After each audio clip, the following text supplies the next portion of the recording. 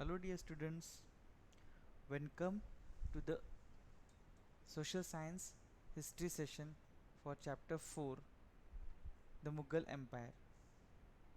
So Babur, who ruled for from 1526 to 1530, was the first Mughal emperor who became the ruler of Old Delhi by defeating Ibrahim Lodi at Panipat in 1526.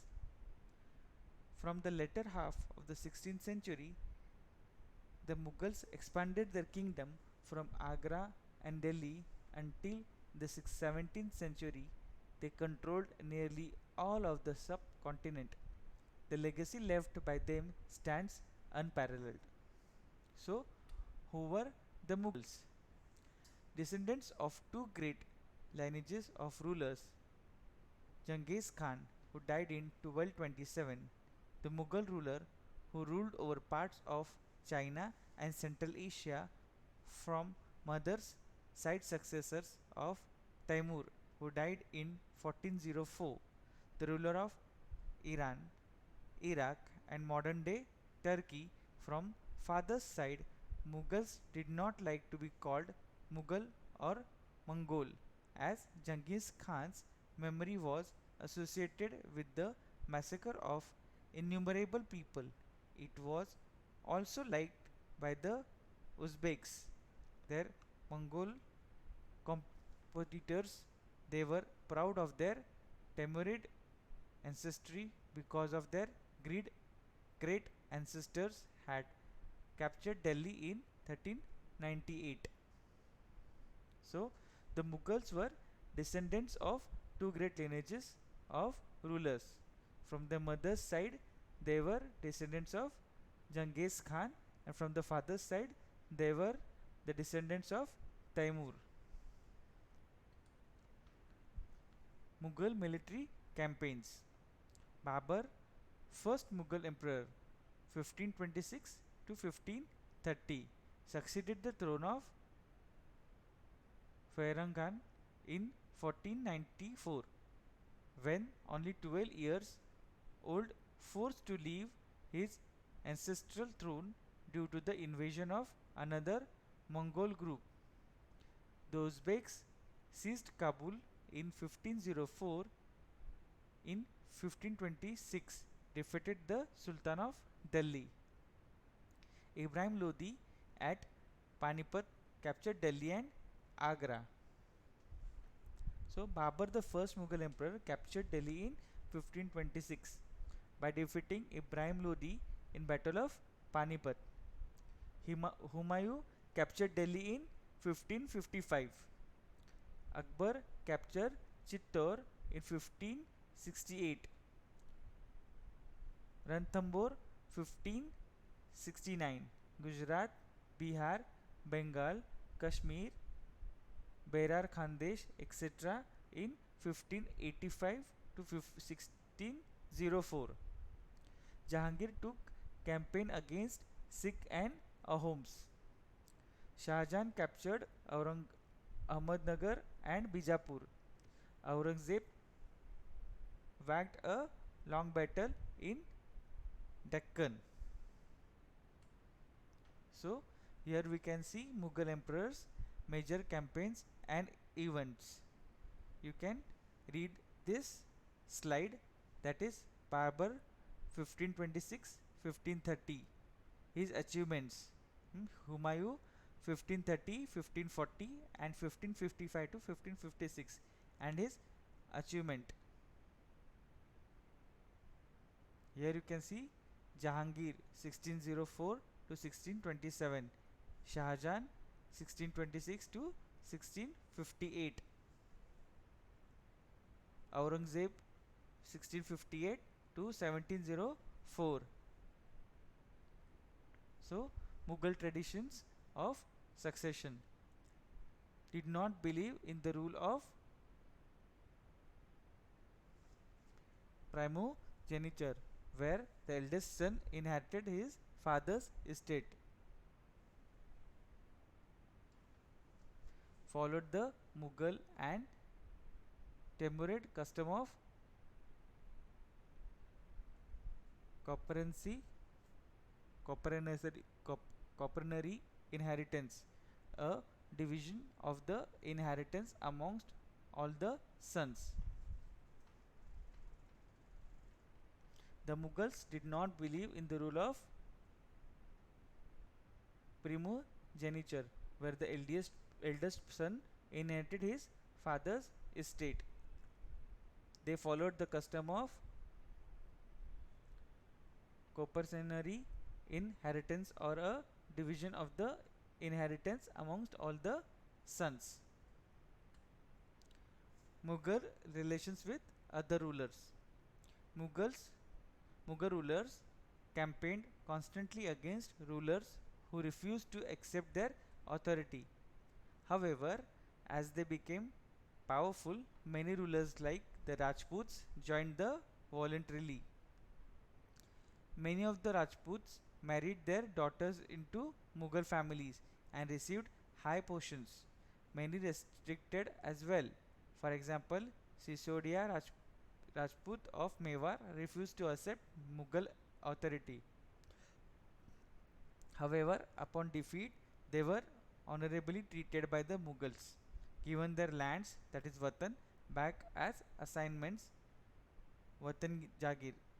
This careful balance between the defeating but not humiliating their opponents enabled the Mughals to extend their influence over many kings and chieftains.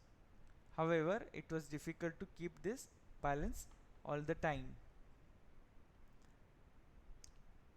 The Mughal rulers campaigned constantly against rulers who refused to accept their authority. But as the Mughals became powerful, many other rulers also joined them voluntarily. The Rajputs served the Mughals voluntarily. Mughals gave mansab and jagirs, which helped them to expand their territories. The main source of income available to Mughal rulers was tax on the produce of the peasantry. Mansabdars and Jagirdars. Empire expanded to include different regions. Mughals recruited diverse bodies of people from Turkish nobles to Ranis. They went to they to include Iranians, Indian Muslims, Afghans, Rajputs, Marathas, and other groups.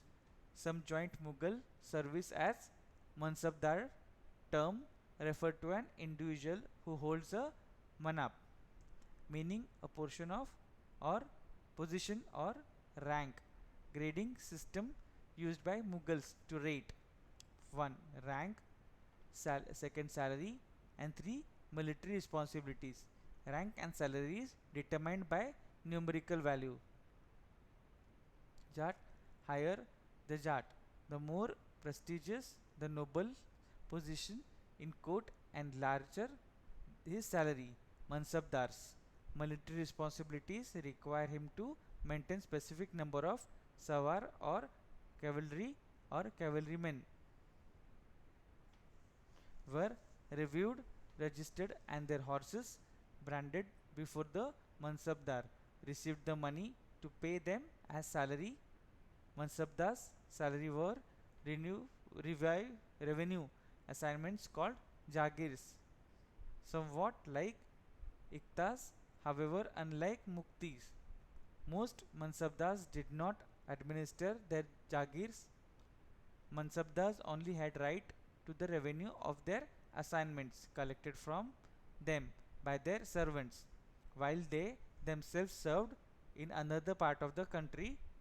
During Akbar's reign, Jagirs were assessed so that their revenue were roughly same as the salary of the Mansabdar.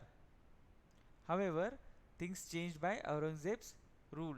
During this time, actual revenue increased, thus leading to a long wait before they received a Jagir. These and other factors led to the storage in the number of Jagirs. Shortage in the number of Jagirs. Jagirdars tried to get as much revenue as possible while they had a Jagir. Aurangzeb, unable to control these developments during the end of his reign, peasantry suffered. Zabt and zamindars. The main source of income for Mughal rulers, tax on the produce of the peasantry. Some of these tax were paid by the peasants via the ruler elites like the headmen or the local chieftains, termed as zamindars by the Mughals. Todarmal, Akbar's revenue minister, took a careful survey of the crop yields, prices, and whereas cultivated for a 10-year period, that is 1570 to 1580. Based on this data, the tax was fixed on each crop in cash. Every province was divided into revenue circle with its own schedule of revenue rates for the individual crops. Revenue system called Zabt, prevalent in areas where Mughal administrators could survey the land and keep very careful accounts. Not possible in provinces like Gujarat and Bengal.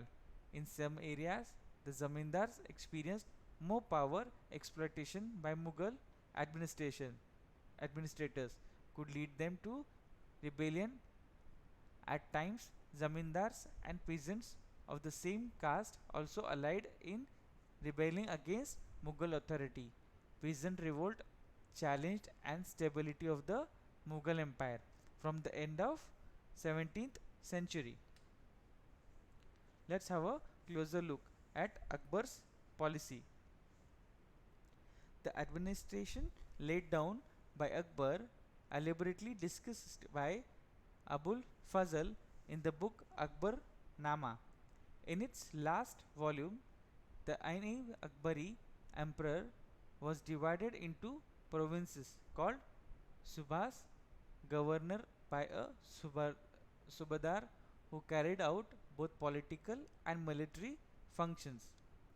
Every province had a financial officer or Diwan Subadar was supported by other officers such as the military paymasters, that is Bakshish.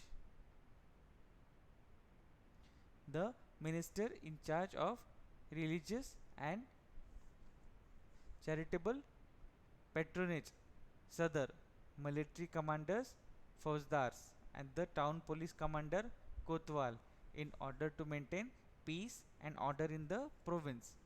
Akbar's noble commanded large armies, had access to the large amount of revenue. When they were loyal, the empire functioned efficiently, but by the end of 17th century, many nobles had independent networks. Loyalties of the empire weakened by self-interest. Akbar, when at Fatehpur Sikri during the 1570s, started discussions on religion with the ulema, Brahmins, Jewish priests who were Roman Catholics, and Zoroastrians. Discussions took place in the Ibadat Khana. Akbar's interaction with people of different faiths made him realize that religious scholars who emphasized ritual and dogma were often bigots. Their teachings created divisions and disharmony.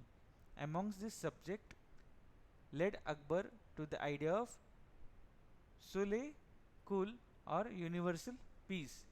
Idea of tolerance did not discriminate between people of different religions in the realm. It focused on a system of ethics, honesty, justice, peace that was universally applicable. Abul Fazl helped Akbar in forming a vision of governance around this idea of Shul-e-Kul. This principle of governance were followed by Jahangir and Shah Jahan. The Mughal emperor in the 17th century and after. The administrative and military efficiency led to great economic and commercial prosperity.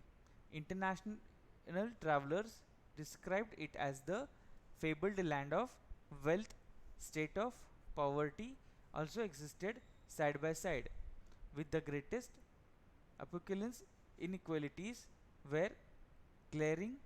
Documents from 20th century of Shahjahan's regime show that the highest ranking Mansabdar were only 445 in number out of total of 8,000, amount of mere 5.6% of the total number of Mansabdars received 61.5% of the total estimated revenue of the empire as salaries, or themselves and their troopers spent a great deal of their income on salaries, and good expenditure benefited the artisans and peasantry who supplied them with goods and produce.